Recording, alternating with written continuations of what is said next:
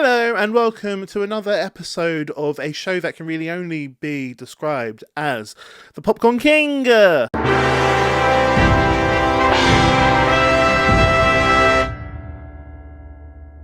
So today we are going to be doing a review of a little film called Ordinary Angels.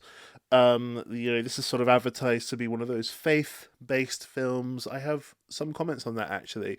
So this film is about this father whose wife passes away from cancer at the very beginning of the film, and then we find out that left him and his family with a huge bill that he actually couldn't no longer afford the necessary funds to help his daughter who needs like a new liver, basically.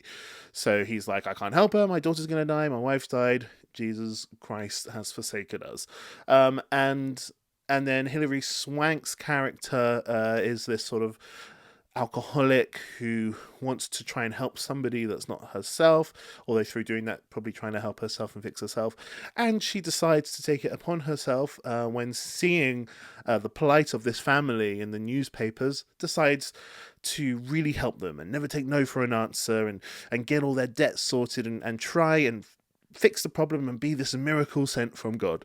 And that's sort of what the film is about. I've already mentioned Hilary Swank is in it. You've got Alan Ritchson, who's obviously my male crush at the moment.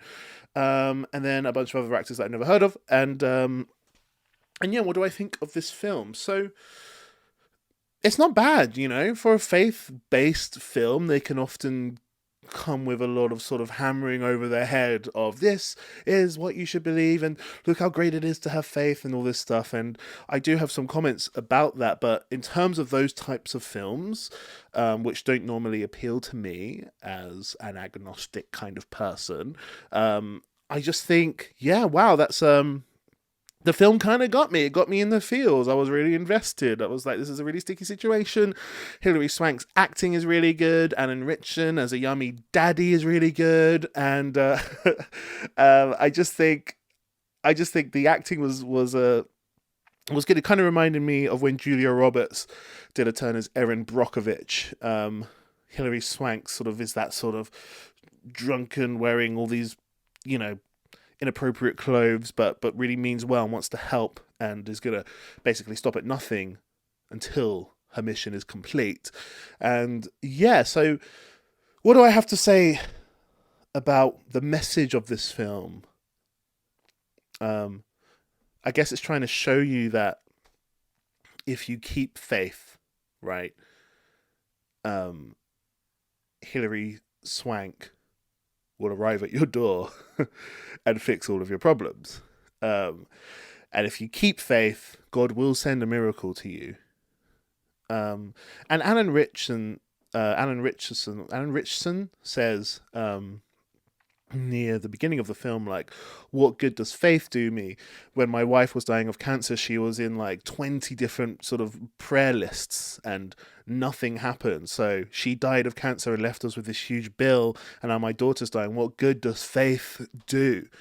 And it's like, yeah, that's a really, really interesting point. And then I guess the movie goes, well, if you do keep faith and you do keep hope and you put your trust in God, and it doesn't hammer you over the head with this, like I'm saying, this is just sort of it's sort of sneaking its way in, but it doesn't hammer you over the head, but it's sort of saying, yeah, eventually God will send a sign, and it's up to you to accept this miracle. Because at first he's a bit like, who are you, Hilary Swank? Get away from me and my daughters. They're dying. My daughter's dying. Please leave us alone. I want to try and fix this problem. You're this sort of recovering alcoholic that's slightly annoying me.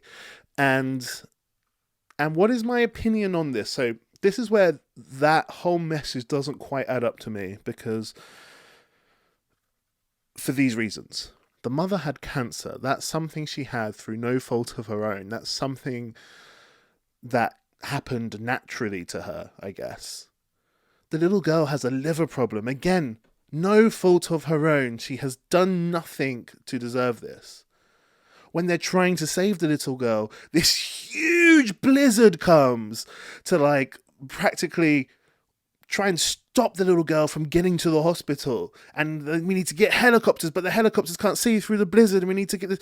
And it's like, okay, if you're going to say that God sent a miracle to save the little girl, which is Hilary Swank and Community and good deeds, if you're going to say God sent that stuff, then you really do have to say that God sent all the other stuff as well. God sent the cancer and the liver problems and the blizzard. God sent all of that stuff as well. You can't be like, oh God, all you need to do is have faith in God and he will fix the problems that he sent you in the first place. And then not only that, my other issue is people are going to say, God gave us free will so we can choose to do what we want to do. That's one of the few things that all religious people say, like, God gave us free will. That's why there is evil in this world, because God gave us free will. But then it's like, okay, well, if God gave us free will, then God can't take the credit for the choices of Hilary Swank's character trying to help everyone. That's her free will. So you can't say she's the miracle. She's the one thing that God didn't do according to sort of religious belief about people and their choices and their free will. Like, she did that of her own fruition. There is no like miracle there. That's just the exact thing that God doesn't interfere with, is people's free will. It's her own free will to go and help this family. The only things God can interfere with is godlike events like giant blizzards, which he just sent. Like, it's like the little girl was saved, in my opinion, in spite of all of God's efforts. Like through Community, which is just lots of people's free will. Through Good Deeds, which is individuals' people's free will. Through Hilary Swank, through people's free will, which is not controlled by God. They managed to save this little girl in spite of all the obstacles that God threw at her. This is an opposite of a faith-based film, in my opinion. That's how I watched it. That's how I took it. I was like, yeah, just having faith in God, he's just going to send you blizzards and problems. What you need to do is, like, get up off your knees and think about pragmatic responses to the problems and try work out the problems with community and through charity and fundraising, human things that we have to do to try and help each other. And obviously it's making a huge statement about the fucking health system in America and the amount of bills that we get sort of thrown down our throats. I don't know why I'm saying our, because I live in the UK where we've got the NHS, thank you very much, which has its own problems, of course. But yeah, this so-called quote-unquote faith-based film did the opposite to me when I watched it. I was like, yeah, thank God they weren't just sitting around praying all day, because God did everything that he possibly could to try and make sure the little girl would die, whereas the rest of the humans were doing their absolute best to sort of work through God's fucking annoying system that he's got in place here. I will say, if there's going to be other films that you want to watch about the health system in the US, watch John Q with Denzel Washington. I think that film does it a little bit better, doesn't have the religious connotations in there, and yeah, really, really great film as well. But, for faith-based films, I would still recommend you watch this film, because it's not a faith-based film, it's like an unfaith-based film.